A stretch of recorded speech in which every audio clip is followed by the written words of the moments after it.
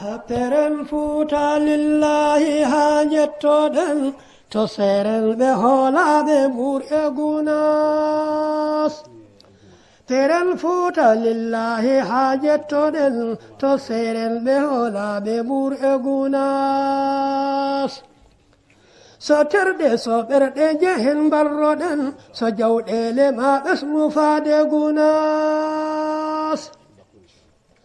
Mbaɗen tarbiyay neydi pittali men gonen lesmu rabbi ɓe mur'e gunas. Mufidul muridi Muhammadu Sa'idu As'adu Mas'udu mur'e gunas. Mbaɗen awwalal juuragol ceerno men to Alhaji Amadu mawɗo gunas.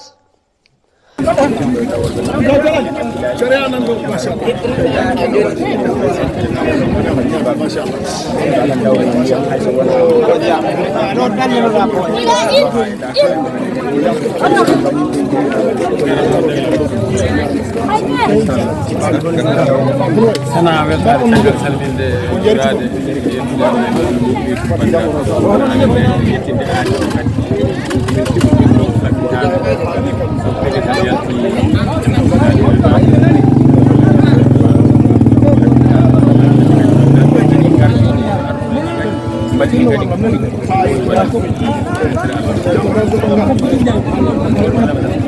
ko makare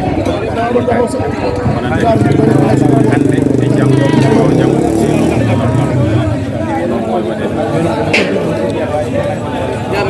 faade joni e jaggani exact programme mankaɗo ɗi may e faade irande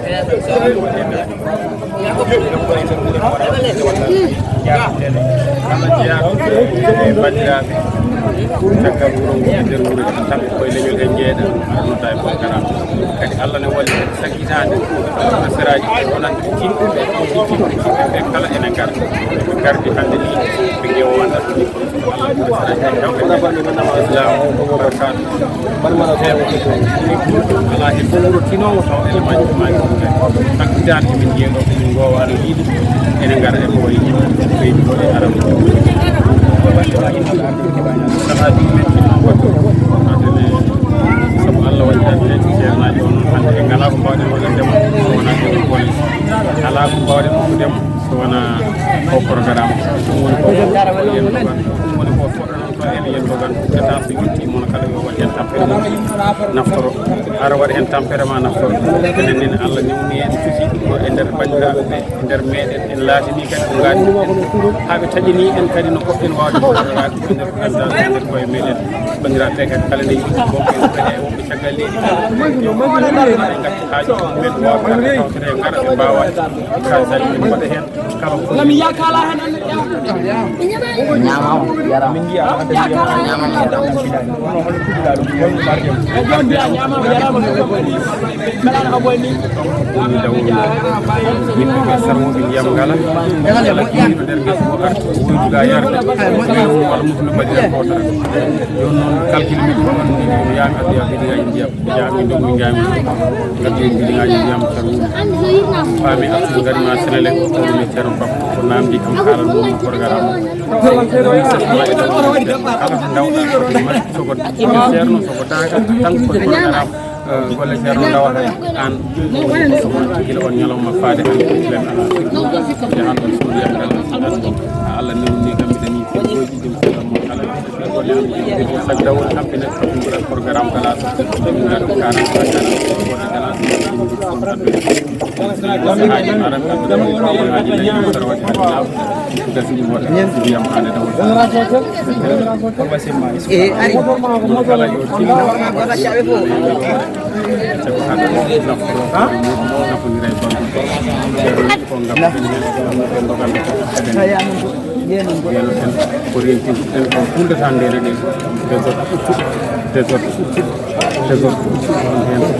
20 koye men nafoore en nafodira e ndeer koye meɗen ballodiren on ɗiɗi organisation daw ɓinguel ceerno ba wo wani laaɓirde dani programme o wani waade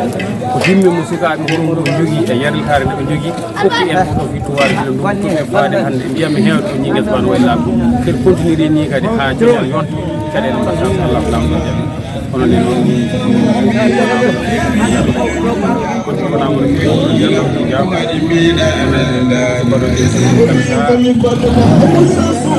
ganduɗa musidɓe hannde ɗo dawol enɗam bilal eɗen ɗo goto mawɓe dawoɓe mawɗo Amadou Tidiane Thiam noon pour ari falaji nawma daw nde fuɗɗi ha to yatteɗo yittu kadi hol kalta hen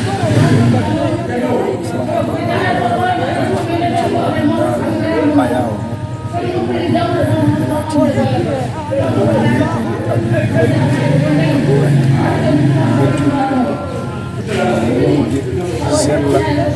ha wawa tawtude ko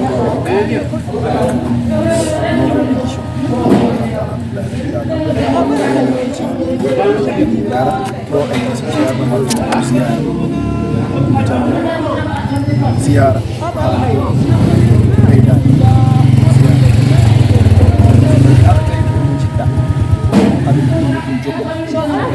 eɗen gandi woni kala noon ɓe jiɗi jokkor nam ɗo yettorto enen enɗam bilal mbiɗen eɗen jiɗi yettorade mo ɗo ko tawno eɗen teski aywa so tawi jummo wuuri taske yonti no heewi hawde e ndungu walla ɓaɗo ɗum heewi weede tan ko eɗen jama eɗen ziyara o walla jummo wuuri o to gesa ceerno ko gesa ba eɗen gandi koko watti hakkille eɗen gandi koko hursi koko yiɗi nde o hattani nde hiirata taw o waɗani oto makko o ara ha o yirɗine gese ɗe o yiya ɗum ɗum koko yetti en ji gure en jirtu en gar mbaɗa ziyara e gesa ceerno kono pelli kala neɗɗo e jooɗi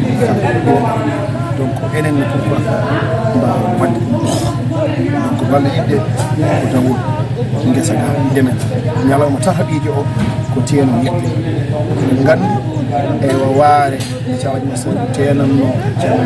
waare talla to cilol ko nde ɗo waare wiyatoo ko saabi enen eɗen jiɗi barkinoraade ɓe ɗum e arde ɓe kadi en jii heen ngartam no feewi no feewi no feewi so a fuɗɗiino gootel a yahoyi ha aɗa heɓa temedde alhamdulillahi rabbil alamin fulɓe rimɓe rane ayni so wiyama jiyagu wiyete dima dimo wawa wodde ko ala jima sa wi jiyaɗo tan a wiyat dimo sa wi maccuɗo tan a wiyat dimo ndeke noon so tawi ɓe mbawi famde ko yahare e dow mum ko yooɗiɓe nde ɗo inde wiyetede gallunkagu walla enɗam bilali ha ɓe mbawi kadi kam ittude jawɗele maɓɓe eɓe mbaɗa nde worɓe kaɓɓata kaɓe nde ko ni wayo ɗum fallilaɗum ko wettiraɓe eɗen jaaraɓe eɗen belti eɗen jettaɓe haala kuuji ha enɗam bilali a wi ko duuɓi jeenayi ko fuɗɗi ko hikka beele koye nder wuuri he tan walla gure seraji ni kadi gure seraji taariɗe madina ɗe fof eɗe heen tuggen tan sunnata ewa l'islam aywa misra saadatu aywa ɗaybaturo aywa barakatu aywa rabat misra fourade walla mbiyen sare kubba jemis sintian aset kamɓe fof eɓe gara fas gounas manda fas subalɓe jooma eɓe gara tawtore dawgo en dañi kadi hikka ɓe ganduɗa ko ha ñaan gimmi ngari tawtorede dawol ngol watta immiɓe Fuuta ngari tawtorede dawol fo taw ko e hinde indi tortede ndeke ko yettere eɗen gandi ɗum ɗo ko koyɗe yeeso ɗum jogui kono tuma ala ko e caggal nde tawno en jaaji hen e yamire sellude ceerno ceerno yo Allah feewi wadda hen cellal mi jaahi rasulullahi sallallahu alaihi wasallam juude en ji golle ma yuɓɓude ni kala ko rentiri hono ni foti ni hewde yuɓɓiri ni mi gasta won gardi hol gardi ɗum ewa hande o de ko enen Allah ardini mi jeenayi ko fedde nde so safaade hikka ko enen ɓe pawi ɗon wona en ardiɓe kam koɓe mbaɗi en tan ewa alhamdulillahi rabbil alamina ɓiyiɓe suka maɓɓe miñiɓe katante maɓɓe arɗowan min ɗeɗo golle amin kumtirma oɗo haaju e tawno hunde kala ko immi dañat gonɗiraɗo e ɗum ɗon eɗen jettir ɗum Allah enen eyi ɓeɗo hono ceerno Jalali Sow en eywa Baba Saydou Keita en eywa kawsiraji so en e ko nandi hen Amadou Bayal en e ko nandi hen eɓe mbayno leydi ha e diaspora o en mbawa haaldude mo limti juuma walla juulno kono ɓe gandi kay e sukaɓe hatanteɓe ko wayno Zangoulé en eywa baba galle Keita en mbawi ɗimmon en eywa Am Tidiani baba Kalidou en e ko nandi hen eɓe mbayno leydi sukaɓe dariɓe suusɓe yiɗɓe kadi ko goni ko faroriɓe ko goni en jii kadi nde ɗo hunde alhamdulillahi rabbil alamin sahaji nde wooda neɗɗo mo ganduɗa sa wimo ko a gallunken omo jogo hen complexe mais hande kanko feññinta hoore makko e yidde jeeyede e ndeɗo hunde ndeke omo andi ko woni ko soofani falillani kala ko jibina daña inde so huuɗiɗa inde tan sara kono so tawi jibinama tan daña inde sondu fo warta yoɓe jaggu hunde nde ha tiiɗa ɓe ganda ko ceerno tan woni Allah tan woni gonga nasi sallah woni gonga ko dini islam woni gonga ko ligganade ceerno woni gonga mo ala ceerno tan seyɗani ko ceerno eɗen jogui ceerno mo hay goto ɓurani eɗen tuusi joofade feɗe hay goto o fof eɗen jogui ceerno mo hay goto ɓurani alhamdulillah ɓuuɓi jamma woppata hay saɗa yeeyi so jamma ari kam a joƴƴinat ceerno kanko tan ɓolo wonɗo ko o jangginorgal sa a yiimo tan nde pinɗa kucciɗɗa e makko hay soko e vidéo tan ɗo jeeɓatama ɗo no jogui ko ɗum janggintuma la siyama noon alhamdulillahi rabbil alamin nden mbawɗa darade jeeɗa e nde ɗo hunde jetta Allah jetta jinnaɓe ma feewi duwonoɗa mo gasata woni jeeɓo taw ko enɗam mbiɗali jeeya ɗum tawtere ñawama hande o heɓan taw ko mbiɗa ewa alhamdulillahi rabbil alamin ko eɗen ñaagoɓe tan so hono nde ɗo hunde ene waɗa yoɓe tinno ɓe gara ɓe tawtoɓe hunde so tawi barigal fawama e yortayi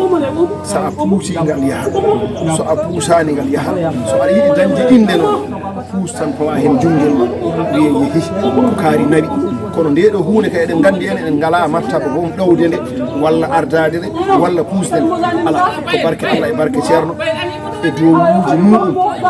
ko ɗum ɗowi nde ɗo ɗum ɗowi nde ɗo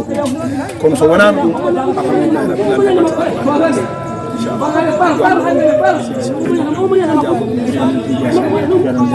nana bolle seren ɓe mbuur e gunas nde wendine jibraɗo sunnamaha e nassul kitabi mo alda e bas ko gahiri sharia e baɗin haqiqa mahadine seren ɓe mbuur e gunas ɓe nontina biyyu e diine nde ɓen salaman liman zara mbuur wa gunas